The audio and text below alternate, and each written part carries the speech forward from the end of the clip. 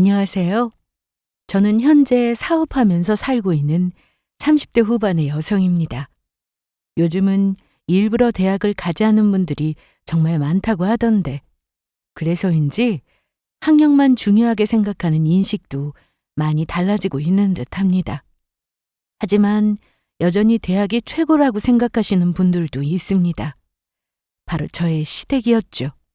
지금은 이혼해서 남이 되었으나 그때만 생각하면 숨이 턱하고 막힙니다. 그냥 넘어갈 수 있는 것도 결국 제 학력과 연관지어서 무시하는 시댁 식구들을 보며 저도 더는 참을 수가 없었습니다. 심지어 남편까지 저를 같이 무시하니 이런 사람들과 더는 같이 살고 싶은 생각이 들지 않아 결국 시원하게 복수해주고 이혼을 했습니다. 저는 고등학교까지 나왔지만 평소 책을 좋아해서 많이 읽었기 때문에 기본적인 지식은 어느 정도 있다고 생각했습니다. 물론 대학에 가서 배울 수 있는 학문에 대해서는 전혀 알지 못했지만 또 대학생들만 누릴 수 있다는 캠퍼스 생활도 해본 적 없었지만 그래도 사회생활을 하는 데 있어서 부족함을 느끼지 못했습니다. 남편을 만난 건 지인의 소개였는데 그 당시 저는 고등학교 졸업 후 회사에 다니고 있던 중이었어요. 남편은 대학까지 나왔고 저는 고졸이라 학력 차이가 있었지만 남편은 전혀 개의치 않고 저를 만났습니다. 저희는 여느 커플처럼 잘 만나다가 2년간 연애하고 결혼을 했습니다. 양가 형편이 그리 넉넉한 건 아니어서 크게 지원은 받지 못했고 그래도 그동안 모아놓은 돈이 있어서 문제없이 결혼 준비를 할 수 있었습니다. 남편에게는 결혼하지 않은 여동생이 있었는데 제가 결혼할 당시 시댁에서 다른 건 다 필요 없고 신우 옷 한 벌을 해오라고 하셔서 해줬습니다. 그리고 저희는 작은 평수의 집을 얻었고 예식장도 발품 팔아가며 비싸지 않은 곳으로 결정하면서 돈을 많이 절약할 수 있었어요. 결혼 후 첫 명절 때 시댁에 갔는데 시할머니부터 시부모님, 신우 그리고 작은 아버님네까지 다 모이니 집이 꽉 차더라고요. 시끌벅적한 분위기도 좋았고 특히 시할머님이 저를 많이 예뻐하셨습니다. 우리 손자 며느리 고생이 많네. 음식도 하고 설거지까지. 할머님 괜찮아요. 어머님이랑 작은 어머님도 계셔서 저는 별로 한 것도 없어요. 그래도 고생이 많아. 시할머님은 저를 많이 신경 써주셨는데 설거지를 마치고 나니 제 손에 핸드크림을 하나 쥐어주셨습니다. 딱 봐도 한 번도 안 쓴 새 제품이었는데 할머니 쓰시라고 해도 계속 저한테 주시더라고요. 할머님 잘 쓸게요. 그래. 지금 발라. 손 다 트겠어. 이리 줘. 내가 발라줄게. 감사합니다. 시할머니 사랑이 느껴지니 괜히 기분이 좋았습니다. 작은 어머님도 저한테 잘해주셨고요. 그렇게 결혼 후 첫 명절을 보내고 집에 왔는데 긴장을 많이 했는지 다음 날 바로 몸살이 났습니다. 어머님이 반찬을 챙겨서 저희 집에 오셨는데 제가 아파서 누워있으니 한 소리 하셨죠. 아니 넌 한 게 뭐 있다고 몸살이 났어? 그러게요 어머님. 제가 긴장을 좀 했나 봐요. 참나. 긴장이고 뭐고 간에. 자, 이거 반찬 좀 가져왔다. 왜? 못 일어나겠어? 이 시애미가 냉장고에 넣어주랴? 아니에요.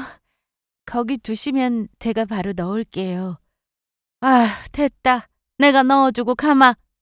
얼른 약 먹고 일어나야지. 남자들은 일하고 집에 왔는데 마누라가 아프다고 누워있으면 그거 제일 싫어한다. 그러니까 우리 승현이 퇴근하고 들어오면 힘들어도 일어나서 잘 다녀왔냐고 인사라도 해. 네, 어머님, 그럴게요. 그럼 나 간다. 어머님은 제가 아파서 누워있는 걸 뻔히 아시면서도 저렇게 듣기 싫은 말을 하고 가셨습니다. 빈말이라도 몸은 좀 괜찮은지 병원은 다녀왔는지 물어보실 줄 알았는데 좀 섭섭했네요. 그래도 나이가 젊어서인지 이틀 만에 몸살기가 사라져서 훌훌 털고 일어났습니다.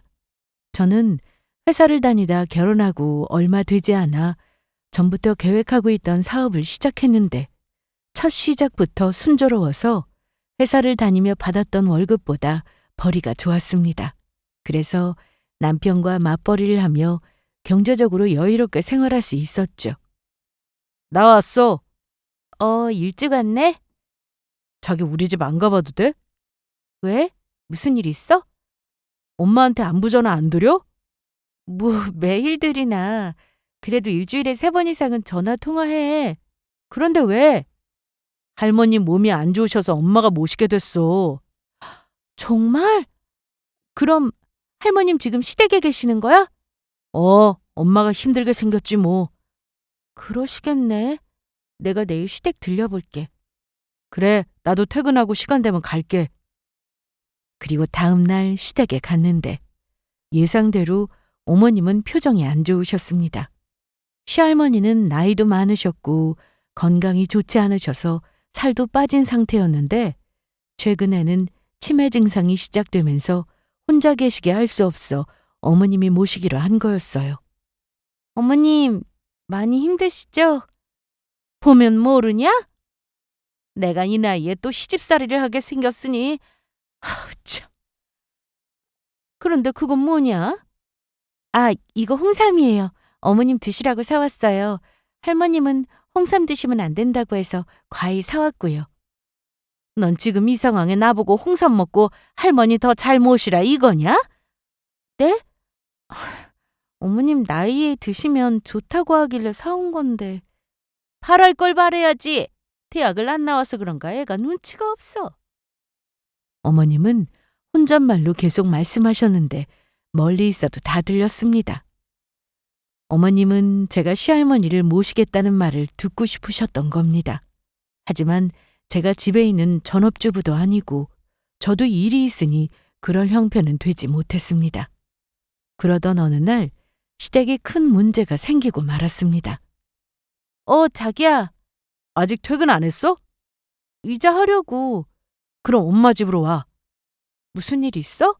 일단 와. 나도 가서 얘기 들어야 돼. 저는 남편의 전화를 받고는 바로 시댁으로 갔습니다. 통화할 때 목소리가 좋지 않아 무슨 일인지 걱정이 앞섰는데 제가 생각한 것보다 훨씬 더 큰 일이었습니다. 어머님, 저 왔어요. 시댁에 도착 후 인사를 드렸는데 다들 방 안에 모여서 얘기를 나누고 있었습니다. 제가 왔다고 해도 본체만 채 하더라고요. 정원아, 이리 와서 앉아봐. 무슨 일인데 그래? 네 아버지가 집 날렸다. 이 집 날렸다고! 네? 그게 무슨 말씀이세요? 아버님은 방 안쪽에서 고개만 푹 숙이고 아무 말씀 안 하셨고 어머님은 손바닥으로 가슴을 치시며 울고 계셨어요. 아빠가 친구한테 보증을 섰는데 아빠 친구가 돈도 안 갖고 도망갔대. 뭐? 아니, 그 보증을 어떻게 섰길래 집까지 날려? 그게 문제가 아니야. 할머니 재산도 날렸어. 남편이 하는 말을 들어보니 상황은 이러했습니다. 시할머니가 어머님 댁으로 들어와 사시게 되면서 원래 사시던 집을 처분했다고 들었는데 그 돈을 아버님이 사업자금으로 쓴다고 가지고 나갔다가 다 써버렸다고 하더라고요. 믿을 거라고는 그 돈뿐이었는데 이제 남은 게 하나 없게 된 시댁은 그야말로 난리가 났습니다. 당장 집을 비워줘야 했는데 갈 곳이 없으니 저희 집으로 모실까도 생각했죠. 하지만 시할머니부터 시부모님 그리고 신우까지 다 함께 살 수는 없었어요. 저희는 결혼할 당시 빚을 내지 않으려고 형편껏 준비했기에 집도 평수가 그렇게 크지 않았습니다. 방도 2개뿐이었고요. 나중에 아이가 생기면 집을 넓혀갈 생각이어서 둘이 살기엔 불편함도 없었죠. 암튼 남편과 저는 고민을 해야 했고 어쩔 수 없이 근처 작은 평수 빌라를 알아봤습니다.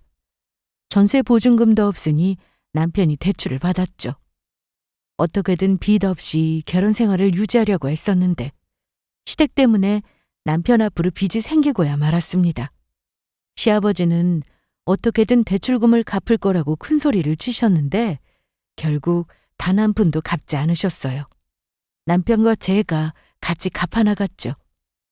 일단 시댁에 급한 불부터 끄고 나니 더는 문제가 생기지 않겠지 생각하며 지냈는데 그 다음은 바로 저였습니다. 저는 고졸로 처음부터 남편도 알고 있고 시댁에서도 다 알고 결혼을 했습니다. 그런데 제 학력으로 시댁에서 무시당할 때가 많았습니다. 남편이 대출을 받아 집을 얻고 나서 한동안은 아들 며느리한테 신세진다며 저한테도 행동이나 말을 조심하셨는데 얼마 가지 않아 무시하는 정도가 점점 더 심해졌습니다. 무슨 말을 하다가도 꼭 끝에 가서는 제가 대학을 안 나와서 그렇다고 하셨죠.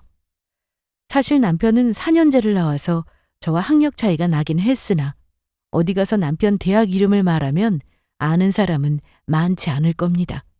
그만큼 잘 알려지지 않은 지방에는 4년제를 나왔습니다. 시댁에서는 대졸과 고졸은 하늘과 땅 차이라고 하실 때가 많았는데 저도 인정했습니다. 대학이 어디든 간에 남편이 4년간 쏟아부은 돈과 시간은 저와 비교할 수 없는 부분이었으니까요. 저는 중학생이 되었을 때 사업에 관심이 많았습니다. 그래서 고3 때 진로 고민을 많이 했었죠. 그러다 결국 대학 진학을 포기했습니다. 인서울, 그것도 유명 대학에 갈 게 아니라면 저에게 있어서 굳이 대학 가는 게 큰 의미가 있나 싶었습니다. 저희 엄마는 전업주부이시고 아빠는 공무원이셨는데 자녀가 대학을 가면 등록금도 다 나오지만 저는 고민 끝에 대학을 안 가는 걸로 결정을 했죠. 집에서도 제 의견을 존중해 주셨습니다. 하지만 엄마는 제가 회사를 다닐 때도 계속해서 대학 못 간 게 아쉽다고 하셨어요. 어디든 4년제는 나와야 하는 게 아니냐고 말이죠. 저도 느끼긴 했습니다. 그런데 다시 공부해서 수능 치고 좋은 성적으로 대학 갈 자신도 없었고 서울에 좋은 대학을 갈 수 있다는 보장도 없었고요. 그러다 회사에서 고졸과 4년제 연봉 차이가 생각보다 크다는 걸 알고는 결국 회사를 나와 제 사업을 차리게 된 겁니다. 사업을 하면서 회사에 다닐 때보다 연봉도 높고 일 만족도도 높아 저는 대학 생각은 나지 않았습니다. 그런데 대학에서 제가 고졸이라고 무시하니 기분이 썩 좋지는 않더라고요. 무엇보다 제가 말하면 일부러 못 들은 척 하실 때가 많았습니다. 제가 무슨 얘기를 하면 싸하게 쳐다보기도 했고요. 그게 정말 맞는 말이냐 이런 눈빛이었죠. 고졸인 제가 하는 말을 믿을 수 없다고 생각하시는 것 같아 저도 시댁에 가고 싶은 생각이 점점 사라졌습니다. 특히 어머님은 이중적인 모습을 보이실 때가 많았어요. 작은 아버님네가 오시면 완전히 저를 다르게 대하셨죠. 동서 왔어? 형님 혼자 음식 하시느라 고생하셨죠? 고생은 우리 며느리가 있어서 수월했지. 우리 청원이가 얼마나 손이 야무지다고. 어머님은 이런 식으로 저를 위해주는 척 좋은 시어머니인 척 하셨습니다. 그래서 시댁 식구들이 모두 어머님을 좋게 봤어요. 저한테는 좋은 시어머니 만난 거라는 말씀도 하셨고요. 남편도 제 앞에서 어머님을 항상 좋게 얘기했습니다. 저한테 더 잘하라면서 말이죠. 우리 엄마가 정말 고생 많이 했었어. 왜? 나 태어나기 전에 엄마 아빠가 할머니 할아버지를 모시고 사셨는데 할아버지가 돌아가시고 할머니가 우리 엄마를 그렇게 못살게 괴롭혔대. 정말? 시할머님이? 되게 좋으신 분 같이 보였는데? 아니라니까. 암튼 그렇게 시집살이 하다가 내가 생기고 나서 분가를 했는데 따로 살면서도 엄마한테 이거저거 해오라고 하고 하셨나 봐. 그래도 따로 사는 것만 해도 감사하게 생각하고 사셨다는데 할머니 치매 오고 나서 지금 또 모시게 됐으니 엄마가 많이 힘들 거야. 그러니까 자기가 우리 엄마 좀 더 잘 챙겨줘. 남편의 이런 말을 들으니 시모의 행동이 조금은 이해가 가기도 했습니다. 저와 단둘이 있을 때면 시할머니 욕을 하셨거든요. 네 할머니 또 반찬 투정하고 아주 미치겠다. 할머님은 뭐 좋아하세요? 뭐 좋아하면 네가 하게? 그냥 주는 대로 먹을 것이지 나이 들어서 무슨 반찬 투정이야. 어머님 힘드시니까 말씀하시면 제가 만들어 볼게요. 암튼 네 할머니가 전에는 나 친구들도 못 만나게 하고 집 밖으로 나가지도 못하게 했어. 거기다가 아침에 밥상을 1분이라도 늦게 차리면 아주 난리가 났다. 어머님 정말 힘드셨겠어요. 내가 이 나이에 시모를 모셔야 한다는 게 이게 말이나 되냐? 어? 아.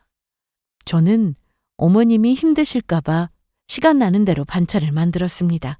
다행히도 제가 만들어간 반찬을 시할머니께서 잘 드셨어요.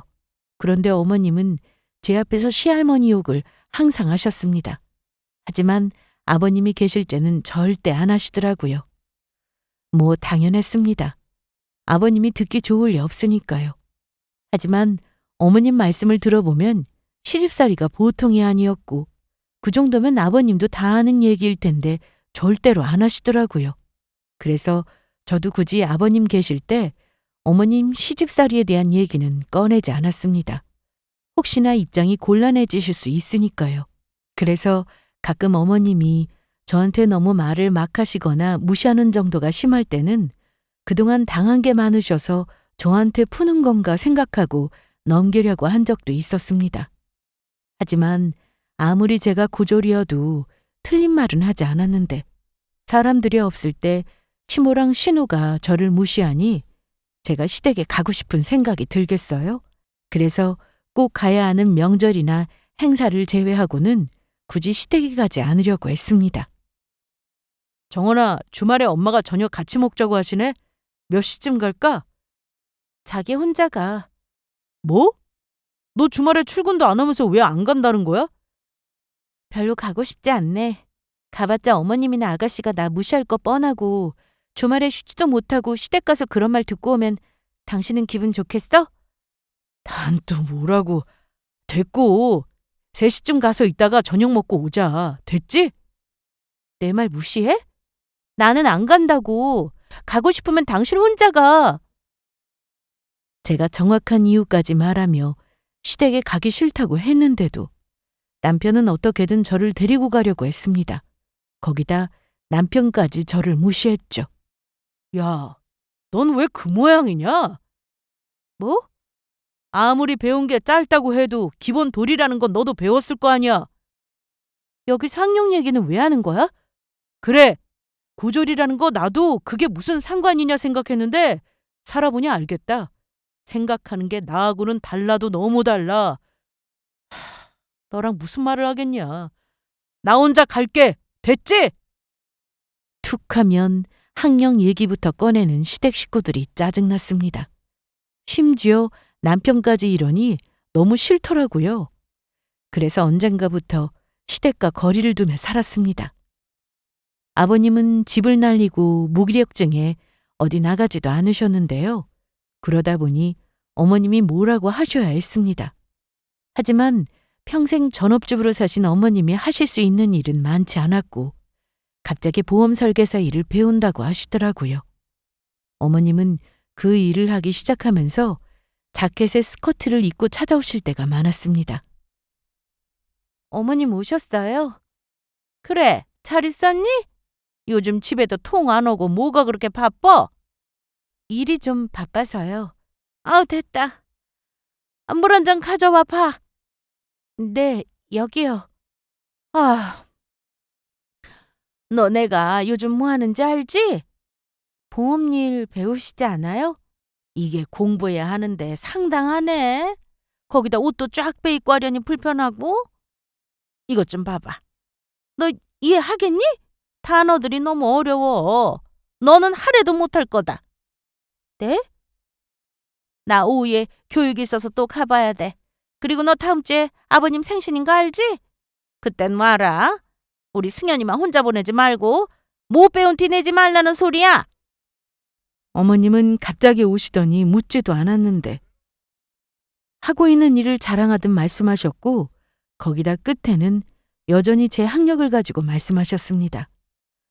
이러는 게 하루 이틀도 아니니 그냥 흘려버릴 수도 있지만 가족 중에 제가 제일 떨어진다는 생각을 하시는 시댁 식구들이 싫었습니다.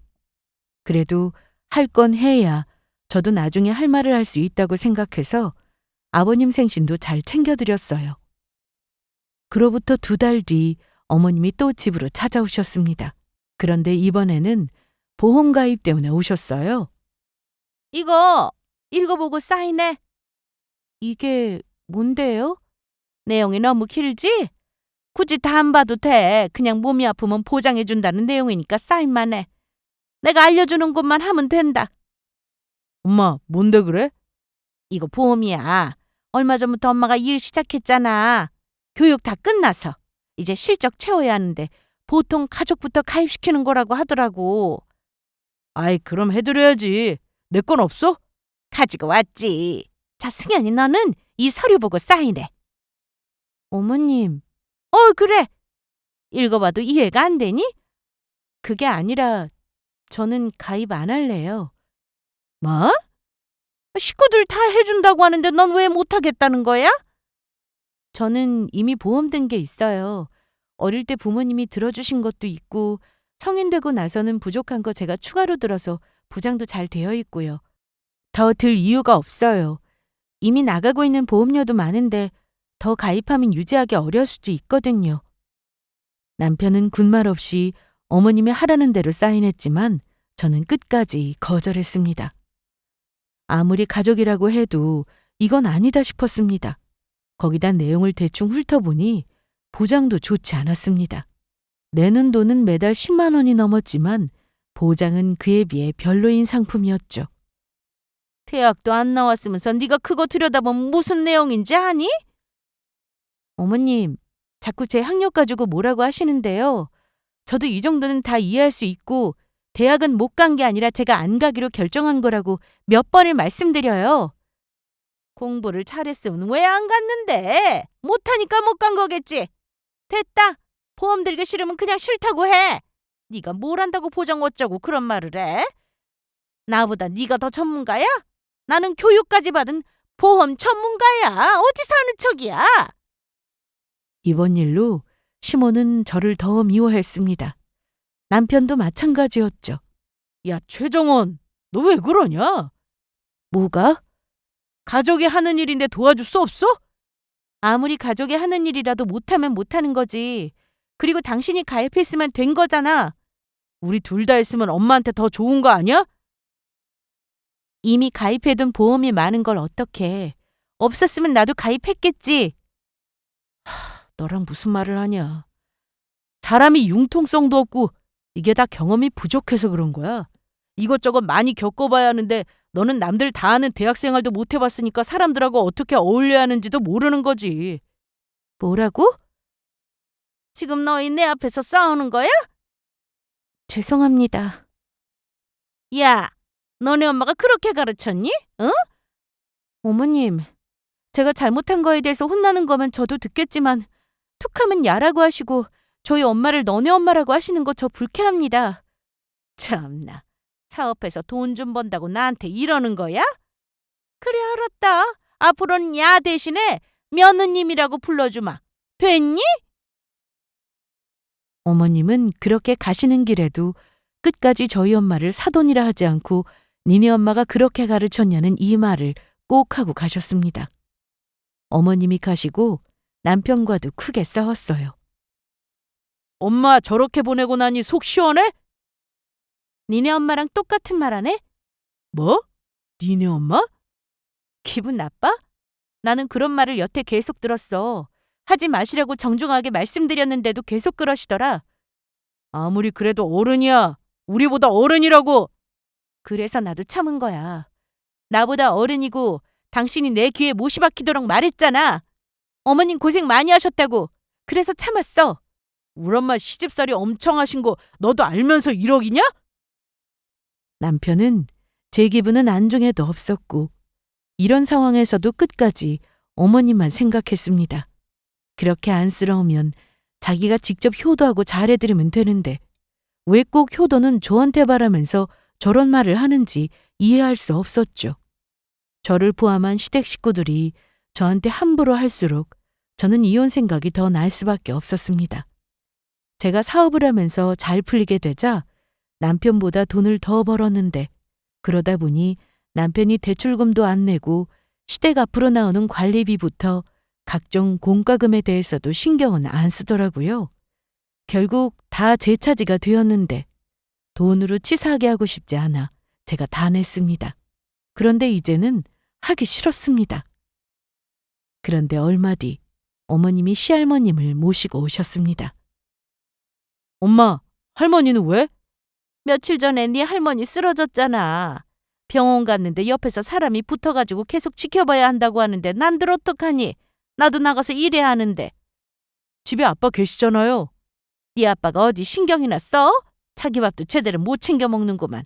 암튼 네가 좀 모셔야겠다. 네? 어머님, 저도 일해야 해서 매일 나가야 하는데 어떻게 모셔요? 그럼 나도 일하는데? 어머님은 시할머니가 치매 증상이 더 심해지고 급기야 쓰러지자 저한테 모시라고 했습니다. 사전에 아무 말씀도 없이 말이죠. 며느리 냅둬서 뭐 하겠니? 이럴 때 써먹는 거지. 어머님은 작정한 듯 보였습니다.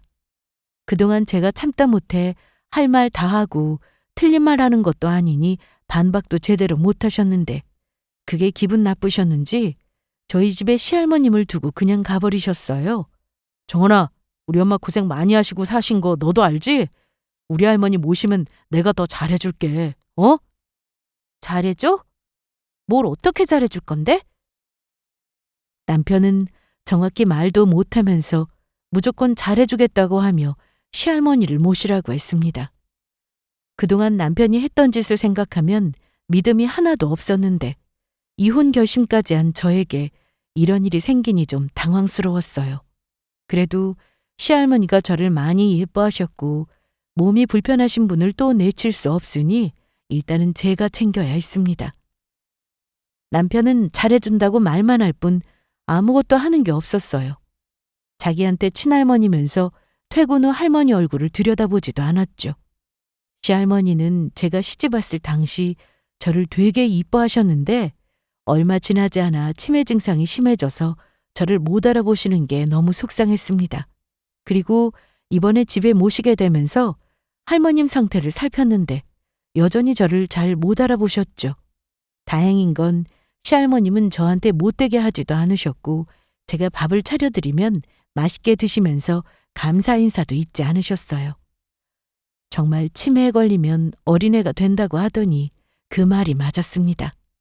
저는 직원들에게 사정을 얘기하고는 당분간 출근을 하지 못한다고 하고 시할머니와 시간을 보냈어요. 이혼 결심을 한 상태였기에 할머니와 보낼 시간도 많지 않았다고 생각했습니다. 저를 좋게 봐주신 할머니셨기에 한 달이라도 제대로 모시고 싶었어요. 이런 제가 답답하다 생각하실 수도 있지만 저를 유독 예뻐해 주셨기에 저도 큰맘 먹고 이런 결정을 내렸습니다. 식사만 잘 챙겨드리면 할머님은 혼자서도 잘 지내셨어요. 하지만 저는 색칠 공부가 치매에 좋다고 하길래 급히 주문을 해서 할머니와 같이 색칠도 하고 실 깨기도 하며 시간을 보냈습니다. 시할머니는 치매 증상이 초기를 넘어선 단계라 앞으로 더 심해질 거라 하셨지만 그래도 종종 정신이 돌아올 때가 많았습니다. 정원아. 네? 할머니, 지금 제 이름 부르신 거예요? 그래, 난 물 좀 다오. 여기요. 제 이름이 뭐라고요? 아이, 몇 번을 말해. 최정원. 잘하셨어요. 할머니 손주 이름은요? 제 남편이요. 강승연. 할머니 최고예요. 뭐 드시고 싶은 건 없으세요? 배불러. 나 지금 나가고 싶은데. 산책 갈까요? 응. 그렇게 저는 시할머니가 정신이 돌아오실 때를 놓치지 않고 영상으로 녹화해서 기록으로 남겼습니다. 가끔 밖에 나가 산책이 하고 싶다고 하실 때는 휠체어를 밀고 아파트 단지를 돌고 오기도 했고요.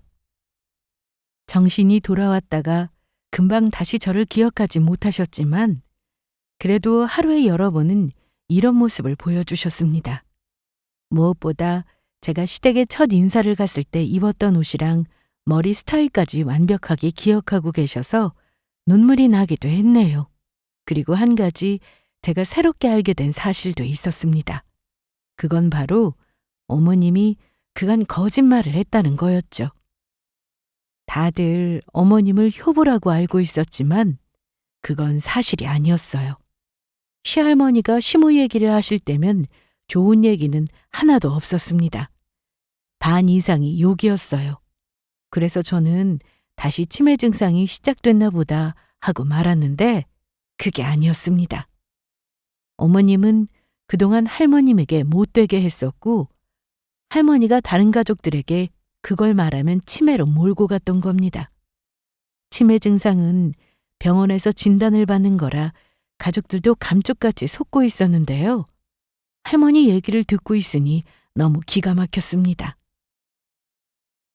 할머니, 저희 가족 이름 말씀해 보세요. 우리 아들은 강민호, 며느리는 박정자. 박정자는 아주 못됐어. 네? 밥 먹고 싶다고 하는데 컵라면 주고 먹다 남은 반찬 꺼내주고 내가 모를 줄 알아? 기저귀도 안 갈아주고 냄새 난다고 하고. 할머님이 하시는 말씀을 듣고 있으니 절로 눈물이 났습니다. 더 듣고 있기 힘들 정도였어요. 여기다 모두 말할 수 없을 정도로 그간 시모가 할머님께 했던 행동은 너무 심했습니다. 그래서 저는 이 사실을 남편에게 말할까 고민이 되었습니다. 이미 사이가 틀어질 대로 틀어진 상태고 이혼까지 생각 중이었지만 그래도 남편에게는 친할머니라서 알아야 하지 않을까 싶더라고요. 하지만 남편은 퇴근하고도 할머님이 계시는 작은 방은 들어가지도 않았어요. 할머니 얼굴도 안 봐? 남이서. 뭐? 신경 끄라고. 어쩜 그래? 아, 피곤해. 가족들이 하나같이 이러니 할머니가 더 안쓰러워 보였습니다. 저까지 할머니를 모시기 싫다고 해버리면 안 될 것 같았죠. 저는 남편 얼굴을 보는 것도 싫어서 할머니와 같이 지내려고 방도 옮겼습니다. 그랬더니 이걸로 남편은 크게 화를 내기도 했어요. 아, 뭐야? 침대 어디 갔어? 작은 방으로 옮겼어. 할머니 쓰시라고? 그럼 내가 쓸 침대는? 무슨 말이야? 당신이 작은 방 써. 안방에서 내가 할머니랑 지낼 거야. 야, 말도 없이 지금 뭐 하는 거야? 그럼 당신이 모실래? 할머니 밥 챙겨드리고 간식 챙기고 목욕시켜드리고 또 기저귀도 갈아드리고 그거 다 할 거냐고? 그걸 내가 왜 해? 네가 하기로 한 거잖아. 당연하다는 듯이 말하지 마. 세상에 당연한 건 없어. 그리고 할머니는 당신 친할머니라는 거 명심해. 잘나셨네 아주. 원래 어중간하게 배운 사람이 잘난 척하는 법이거든. 너 보니까 더 확실히 알겠다.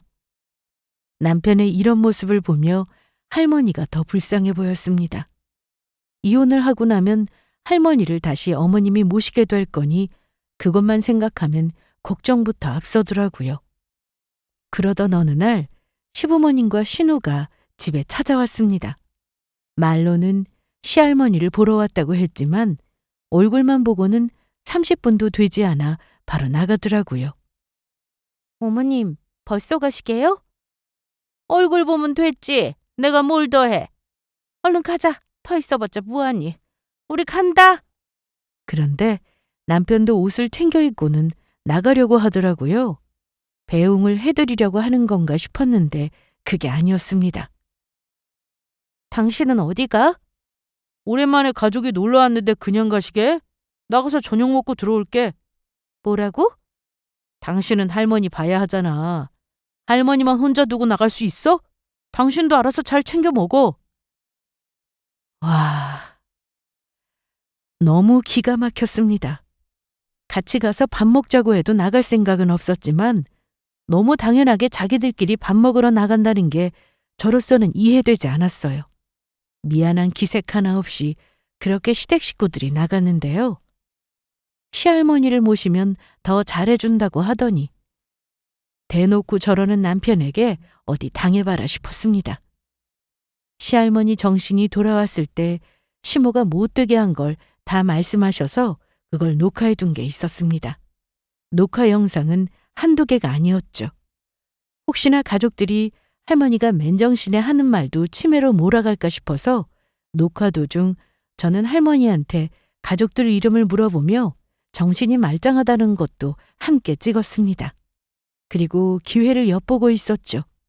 이왕이면 다른 사람들도 이 영상을 함께 보고 시모가 그건 무슨 짓을 했는지 다 밝혀지길 바랐어요. 저에게 했던 부당한 대우도요. 얼마 뒤 추석이 다가오고 있었는데 저는 그날만을 기다렸습니다. 그런데 추석 연휴 전날 시모에게 전화가 왔어요. 나다 얘. 내 말 듣고 있어? 말씀하세요. 추석 때 넌 올 필요 없어. 오지 말라고요? 할머니 모셔야지. 너까지 오면 할머니는 집에 혼자 계시잖아. 같이 가면 되죠? 오긴 어딜 와. 여기 와서 무슨 짓을 하실지 모르는데 그냥 이번 추석에는 집에서 편히 쉬거라. 너 이런 시어머니 또 있는 줄 아냐? 명절에 오지 말라는 시댁 봤냐고. 암튼 안 와도 되니까 우리 아들만 보내. 저는 더 가고 싶어졌어요. 가야만 했고요. 추석 전날 남편은 캐리어에 옷을 넣고 있었습니다. 뭐 하는 거야? 보면 몰라? 짐 싸잖아. 시댁 가는데 옷을 왜 챙기냐는 말이야. 이번 연휴 길잖아. 넌 달력도 안 보냐? 주말까지 쭉 있을 거라 옷 챙기는 거야. 그동안 연휴가 아무리 길어도 항상 추석 당일에는 집에 와서 친정에 가곤 했는데 이번엔 그럴 생각도 없어 보였습니다. 저보고는 친정도 가지 말라 이거죠. 그렇게 남편은 콧노래까지 부르며 시댁으로 가버렸고 저는 너무 화가 났지만 할머니 앞에서 티내지 않으려고 노력했습니다. 그런데 할머니도 다 알고 계셨어요. 가족들이 저한테 함부로 하고 있는 걸요.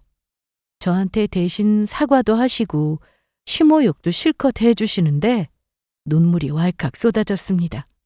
그리고 다음 날 추석 당일이 되었고 저는 할머니를 차에 태운 뒤 시댁으로 향했습니다. 어머님이 과연 저를 보고 뭐라고 하실까 궁금했어요. 그리고 몇 분 뒤 시댁에 도착했고 문을 열고 할머니와 같이 들어갔습니다. 들어갔더니 시댁 식구들은 뭐가 그렇게 신나는지 웃으면서 얘기를 하고 있었는데 저를 보고는 표정이 다들 굳어졌어요. 시모는 갑자기 일어나더니 저를 따로 불러 물으셨습니다. 너 이게 무슨 짓이야? 할머니하고 왜 같이 왔어? 집에 혼자 계시게 할 수는 없잖아요. 그래서 오지 말라고 했잖아. 넌 없어도 된다고. 그래도 며느리인데 안 올 수 있나요? 아니 얘가 정말. 그런데 남편까지 제가 있는 쪽으로 오더니 시모를 거들었습니다. 야, 여기가 어디라고 와? 여기가 어디라니? 빨리 다시 모시고 가. 싫어. 추석은 온 가족이 다 같이 모여서 보내야지. 제일 어른인 할머님을 빼놓으면 안 되는 거 아니야? 저는 그렇게 할머님을 모시고 거실로 가서 작은 아버님네 가족과도 인사를 나누었습니다. 질부가 우리 어머님 잘 모셨네. 살도 찌시고 피부도 고와지시고. 저랑 계시면서 잘 지내셨어요. 밥도 잘 드시고요. 고생 많았다. 작은 어머님이 제 칭찬을 하자 어머님은 갑자기 제 옆으로 와서는 우리 이쁜 며느리라고 하며 평소 하지도 않던 말씀을 하셨습니다. 저는 너무 소름이 돋아서 어머님의 손길을 뿌리쳤고 보여드릴 게 있다며 가족들이 다 있는 자리에서 그동안 녹화했던 영상을 틀었습니다. 그걸 보자 가족들은 경악을 했죠. 예상했던 바였어요.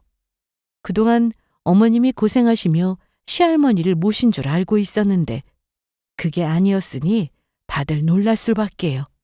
어머님은 그 영상을 보면서 아니 넌 왜 이런 영상을 찍은 거야? 치매가 뭐 좋은 거라고. 아니 형님 잠깐만요. 잘 보세요. 우리 어머님이 정신이 돌아오신 것 같은데요. 무슨 소리야? 딱 봐도 제정신 아니신데. 정연이, 너 얼른 앉고! 좀 있어 보세요. 더 놀랄 영상도 나온다고요. 어머님은 끝까지 저 영상은 할머니가 정신 나갔을 때 영상이라는 막말까지 했는데, 제가 중간중간 할머니한테 가족들 이름을 물어본 것도 영상으로 나오자 가족들이 어머님한테 뭐라고 하기 시작했습니다. 심지어 시아버지도 그동안 무슨 짓을 한 거냐고 큰 소리를 치셨죠. 그런데 그때 작은 아버님이 한 말씀 하셨어요. 형도 그러는 거 아니야? 형수가 저러는 거 정말 몰랐어? 같이 살면서 어떻게 모를 수 있냐? 진짜 몰랐다면 그게 더 나빠. 그리고 우리 엄마 재산까지 다 말아먹고 형은 입이 10개가 아니 100개여도 할 말이 없는 사람이야. 우리 엄마 이제부터 우리가 모실 테니까 그런 줄 알아. 안 돼요. 그건 안 돼요. 왜 안 되는데요? 그럼 형수가 다시 우리 엄마 모실 거예요? 네, 제가 모실 테니까 어머님 손 놓으세요. 내가 형수 뭘 믿고 엄마를 맡겨요? 그렇게 작은 아버님네 가족은 시할머님을 모시고 나갔습니다. 예, 청은아, 네가 가서 다시 모신다고 해. 얼른! 제가 왜요? 저도 할 만큼 했어요. 그래, 그런 말만 해. 네가 모신다고. 그리고 할머니 다시 오시면 내가 모시마. 응? 어머님은 어떻게든 할머니를 다시 모셔야 한다고 했는데 다 이유가 있었습니다. 시할머니 앞으로 매달 연금이 조금씩 나오고 있었는데 그 돈 때문이었어요. 얼마 되지는 않아도 매달 돈이 나오니 그걸 어머님이 대신 관리하고 있었는데 작은 아버님이 모시고 갔으니 그 돈도 못 받게 되어 이 난리를 친 겁니다. 저는 그러고 싶지 않다고 거절했고 그 자리에서 이혼한다는 말까지 하고는 집으로 돌아왔습니다. 이혼 얘기에 시모는 처음에 당황하는 듯 했지만 이혼하면 자기 아들만한 사람을 또 만날 수 있을 줄 아냐고 하더라고요. 그러던지 말던지 저는 이제 할 건 다 했다 생각했습니다. 그런데 그 다음 날 남편이 캐리어를 끌고 다시 집으로 돌아왔고 시모도 함께 왔습니다. 저는 인사도 하지 않고 할 일을 하고 있었는데 갑자기 시모가 제 앞에서 무릎을 꿇더라고요. 왜 이러세요? 청원아, 어제 내가 말이 좀 심했지? 미안하다. 너네 아니 사부인도 이걸 하시면 많이 속상하실 텐데 혹시 친정에 얘기했니? 그거 궁금해서 오셨어요? 오늘 친정 가서 다 말할 생각인데요. 그러지 말고 우리 일단 얘기부터 하자. 응? 너 이혼하면 행복할 줄 아나 본데 아직도 이혼녀가 사회생활하기엔 말이 많은 세상이야. 어머님은 이상한 말을 계속하셨는데 정말 목적은 따로 있었습니다. 돈 때문이었죠. 그동안 남편이 전세보증금 대출받았던 것을 제가 내고 있었잖아요. 처음엔 남편과 제가 번 돈으로 반씩 부담해서 냈지만 언젠가부터 남편이 돈을 안 주길래 제가 다 내고 있었어요. 혹시나 연체되면 안 되니까 그렇게 했는데 더는 그러기 싫어서 지난달부터 안 내고 있었습니다. 거기다 시댁 빌라 관리비랑 각종 공과금까지 제 통장으로 자동이체가 되어 있었으나 진작에 해지해 놓은 상태였습니다. 정원아, 너 그런데 왜 저번 달 관리비 안 냈냐? 대출금도. 이제 내가 낼 이유가 없는데? 대출도 당신이 받았고 이혼하는 마당에 내가 왜 내야 해? 그간 낸 거 돌려줄 거야? 야, 너 진짜 이럴 거야? 대출금 연체되면 내 신용에 문제 생기잖아. 그럼 네가 내. 더 황당한 건 남편이 저보고 집에서 나가라고 한 거였습니다. 시댁은 매달 꽁으로 시할머니 연금을 받다가 그것도 못 받게 되고 거기다 대출금의 관리비에 나갈 돈이 많아지니 곤란한 상황이었는데 돈이 아쉬우니 그제야 저한테 사과하는 모습도 너무 짜증이 났습니다. 저는 끝까지 시댁 식구가 하는 말은 듣지 않고 나가라고 했는데 그랬더니 오히려 남편이 저더러 나가라고까지 하더라고요. 내가 왜 나가? 나갈 사람은 내가 아닌데? 여기 우리 가족들하고 같이 살 거니까 나가. 잊었어? 여기 내 명의로 된 내 집인가? 그때 남편은 순간 아차 싶었을 겁니다. 전에 시할머니 모시면 잘해준다고 했을 때 제가 계속 어떻게 잘해줄 거냐고 물었었는데 집이라도 줄까 하길래 말 나온 김에 명의를 바꿨거든요. 공동 명의에서 제 명의로요. 그 사실을 알게 된 시모는 아이고 이놈아 왜 그랬어 왜? 아파 엄마 그만 때려. 엄마가 할머니 모시라고만 하지 않았어도 됐잖아. 불린 입이라고 지금 그런 말이 나와? 이날 시댁 식구들은 단체로 제 앞에서 싹싹 빌며 그간 잘못한 걸 사과했으나 진심이 아닌 걸 알았기에 받아줄 생각은 없었습니다.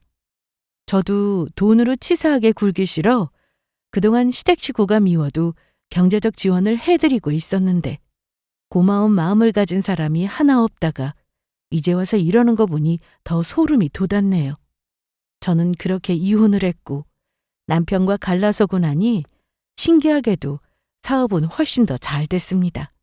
아마도 신경 쓸 일이 없어지니 제가 일에 더 집중할 수 있어서 그런 게 아닐까 싶더라고요. 이혼 후 저는 시할머님의 소식이 궁금해 가끔 작은어머님과 통화를 했습니다.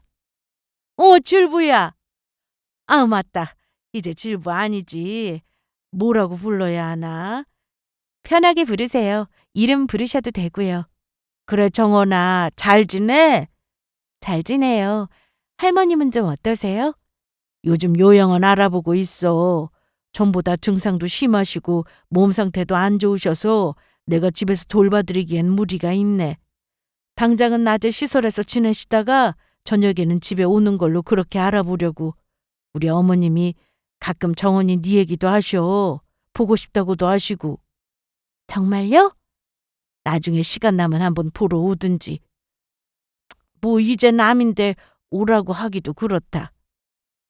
저는 그렇게 전화를 끊었는데 작은어머님은 전남편 소식도 전해주셨어요. 제가 묻지도 않았지만 그래도 더 고생해봐야 한다면서 지금 힘들게 살고 있다고 하면서 말씀해 주셨습니다. 전남편은 월급이 많지도 않은데 그 돈으로 대출금 내고 이것저것 나가는 돈이 많아 매달 적자라고 했습니다. 거기다 어머님은 보험 설계를 잘못하는 바람에 더는 그 업계에서 일을 못하게 됐다고 하더라고요. 어차피 실적도 없어서 눈치만 보던 상황에 쫓겨난 거죠. 지금은 다단계 화장품 회사에서 물건 판다고 다닌다는데 듣기만 해도 짜증이 났습니다. 그렇게 제 앞에서 고졸이니 대졸이니 따지더니 정작 대학 나온 남편은 그 고생하며 살고 있고 고졸인 저는 돈 잘만 벌면서 살고 있으니 학력이 꼭 중요한 건 아니라는 걸 좀 깨닫기를 바랐습니다. 그래도 전 남편과 산 세월이 있어서 이혼 후 조금은 힘들 거라 생각했는데 전혀 아니었어요. 너무 홀가분하고 새로 태어난 기분이었죠. 진작에 이혼하지 않은 게 후회되더라고요. 하지만 한 가지, 아직까지도 잘했다 싶은 건 딱 하나 있었습니다. 그건 바로 시할머니와 아주 잠깐이었지만 직접 모실 수 있었던 거였어요. 같이 지내면서 할머니는 제 손으로 챙겨드릴 수 있었던 것과 그로 인해 할머니가 그동안 당했던 일들을 온 가족이 알게 되었으니 지금 생각해봐도 진심으로 할머님을 모셨던 것만큼은 정말 잘했다 싶어요. 저는 현재 이혼한 지 시간도 많이 흘러서 주변에서 재혼 얘기도 많이 들려오긴 하는데 당장 그럴 생각은 없습니다. 시댁 때문에 신경 쓰지 못했던 부모님과의 시간도 많이 보낼 생각이고 사업도 더 키우려고 하고 있어요. 힘든 시기를 이겨내고 나니 좋은 일만 찾아오는 것 같습니다. 그럼 저는 이만 여기서 사연을 마치도록 하겠습니다. 긴 이야기였지만 끝까지 들어주셔서 감사합니다.